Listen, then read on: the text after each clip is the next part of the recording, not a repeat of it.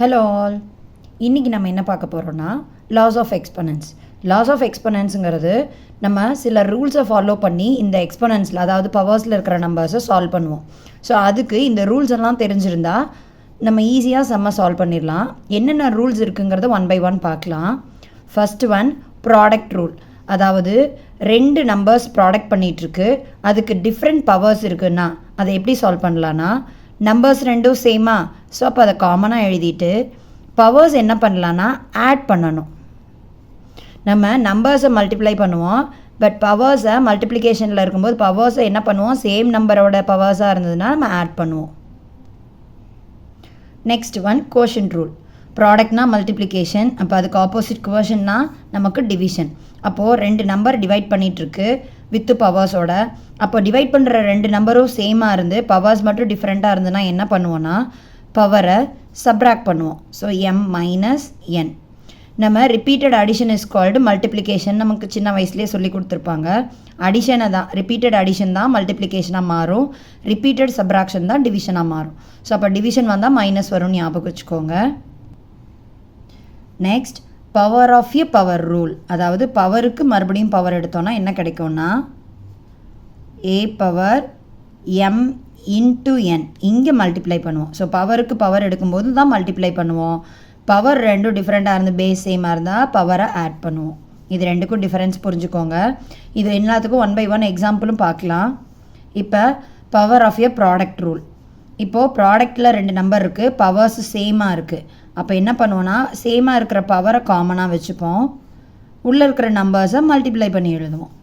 இதே தான் இங்கேயும். இந்த பவருங்கிறது டிவிஷனுக்கு காமனாக இருக்குது. அப்போது ஏ பவர் எம் எழுதுவோம், divided by B power M எழுதுவோம். ஏன்னா இங்கே power same. Next, zero exponent rule. அதாவது எந்த ஒரு நம்பருக்கு நீங்கள் பவரை வந்து ஜீரோ போட்டிங்கனாலும் அதோட வேல்யூ என்னவாக இருக்கும், ஒன்னாக தான் இருக்கும். இது எந்த நம்பராக இருந்தாலும் இதான் value. So negative exponent rule. Negative எக்ஸ்பனன்ட்னா பவர் வந்து நெகட்டிவில் இருந்ததுன்னா அதை பாசிட்டிவாக மாற்றணும். அப்போ அதை எப்படி பாசிட்டிவாக மாற்றலான்னா, when it comes to the denominator it will become positive. அப்போ என்ன பண்ணணும்னா கீழே டினாமினேட்டரில் எழுதணும், 1/ல எழுதும்போது அதுக்கு அப்படியே ரெசிப்ரோக்கலாக வரும். அப்போ மைனஸ்க்கு ரெசிப்ரோக்கல் என்ன வரும், ப்ளஸ் வந்துடும். So 1/a power m. Next, fractional exponent rule. இப்போது பவர் முன்னே வந்து நமக்கு பேஸ் தான் ஃப்ராக்ஷனில் இருந்தது, அதாவது இங்கே a/b இருந்தது. பட் இங்கே வந்து பார்த்திங்கன்னா பேஸில் single variable or single numbers இருக்குது, பவரில் வந்து உங்களுக்கு இந்த மாதிரி ஃப்ராக்ஷனல் ஃபார்மேட்டில் இருந்ததுன்னா என்ன பண்ணணும்னா இந்த டினாமினேட்டரோடைய ரூட் எடுக்கணும். அது டினாமினேட்டரில் என்ன நம்பராக இருந்தாலும் சரி, ஸ்கொயராக இருந்தாலும் 2ஆக இருந்தால் ஸ்கொயர் ரூட் எடுப்போம், 3ஆக இருந்தால் 3 ரூட் எடுப்போம், n-ஆக இருந்தால் nth ரூட் எடுப்போம். அப்போ உள்ளே என்ன வரும், மீதி இருக்கிறது அப்படியே வரும். So a power எம்முக்கு nth route தான் ஏ பவர் m/n. சரி, இதுக்கு ஒன் பை ஒன் எக்ஸாம்பிள் கூடவே பார்த்துடலாம். First rule, product rule. அதாவது பேஸ் சேமாக இருக்கணும், பவர் டிஃப்ரெண்ட்டாக இருக்கணும். ஃபார் எக்ஸாம்பிள் 3 ஸ்கொயர் பேஸ் சேமாக இருக்கணும், 3 பவர் 5 இப்படி இருக்குது அப்படின்னா நமக்கு இங்கே பேஸ் சேம். அப்போ ஏ power M into a power n. அப்போ ஏ பவர் எம் ப்ளஸ் என், 2 + 5. அப்போ என்னென்னு எழுதலாம், 3 பவர் 7 எழுதலாம். நெக்ஸ்ட்டு செகண்ட் ரூல் பார்க்கலாம், கோஷன்ட் ரூல். ஏ பவரில் எம் பேஸ் சேம் தான், டிவிஷனில் பவர்ஸ் டிஃப்ரெண்ட்டாக இருக்குது. அப்போது இதே நம்பருக்கு எடுத்துக்கலாம், 3 பவர் 2 டிவைடட் பை 3 பவர் 5 இருந்ததுன்னா என்ன பண்ணுவோம், டிவிஷன் வந்தால் repeated subtraction is equal to division படிச்சிருப்போம். ஸோ அப்போது 2 - 5 ஆன்சர் என்ன வரும், 3 பவர்.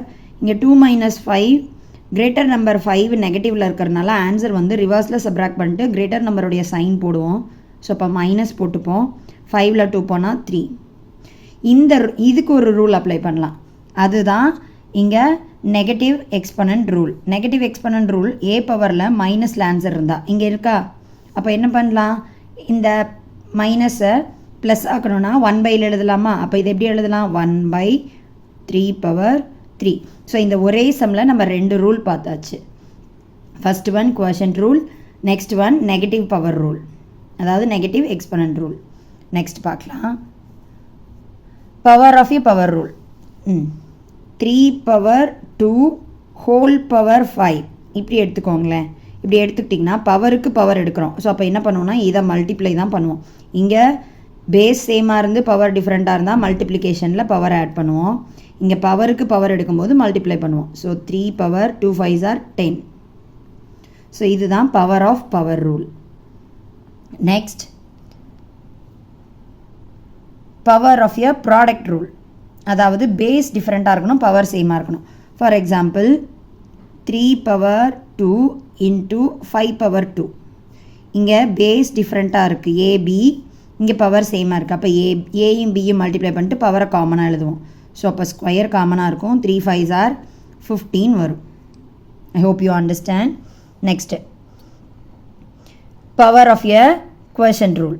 அதாவது a by b whole power. இங்கே வந்து எப்படி மல்டிப்ளிகேஷனுக்கு பவர் சேமாக இருந்ததோ அதே மாதிரி டிவிஷனில் இப்போ 3/5 எடுத்துக்கோங்களேன். 3/5 ஹோல் ஸ்கொயர்னு இருந்ததுன்னா இந்த square is common for 3 and 5. அப்போ இது எப்படி எழுதலாம்? 3 ஸ்கொயர் பை 5 ஸ்கொயர்னு எழுதலாம். ஸோ இதுதான் rule number 1 2 3 4. we have seen 5 already. இங்கே நெகட்டிவ் எக்ஸ்பனண்ட்டும் பார்த்தாச்சு.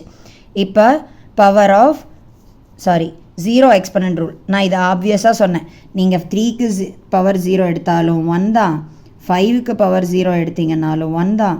So any number raised to the power 0 gives 1. So இது மறக்காதீங்க. நெகட்டிவில் இருந்தால் இந்த ரூல் நம்ம இங்கே பார்த்தோம். 3 பவரில் -3 இருந்துன்னா 1/3 பவர் 3ன்னு எழுதுவோம். Next fractional exponent rule. For example 5 power 3/2. இங்கே பவர் என்னவா இருக்குது? ஃப்ராக்ஷனில் இருக்குது. அப்போ இது எப்படி எழுதலான்னா இது m/n ஃபார்மேட். அப்போ nth ரூட் ஆஃப் என்னங்கிறது இங்கே நமக்கு என்ன 2. அப்போ செகண்ட் ரூட்டு, அதாவது ஸ்கொயர் ரூட்னு எழுதலாம், இல்லைனா 2 போடாமல் கூட எழுதலாம் ஸ்கொயர் ரூட்னா. இப்போ 5க்கு க்யூப் எடுக்கணும். இதே மாதிரி இன்னும் 2 எக்ஸாம்பிள் எழுதுகிறேன் பாருங்கள். 10 பவர் 3/5ன்னு இருந்ததுன்னா இது நம்ம 5th ரூட் ஆஃப் 10 க்யூப்னு எழுதலாம். ஸோ இதுதான் பவர், இது வந்து ரூட்டு nth ரூட்டு. இப்போது 25 பவர் 2/3 இப்படி இருக்குன்னா க்யூப் ரூட் எடுப்போம். ஏன்னா டினாமினேட்டரில் 3 இருக்குது. Cube root of 25 square. So இந்த ஃபார்முலாஸ் நம்ம ரேராக தான் யூஸ் பண்ணுவோம். ஸோ இதை தெரிஞ்சு வச்சுக்கோங்க. It will be helpful. Thank you.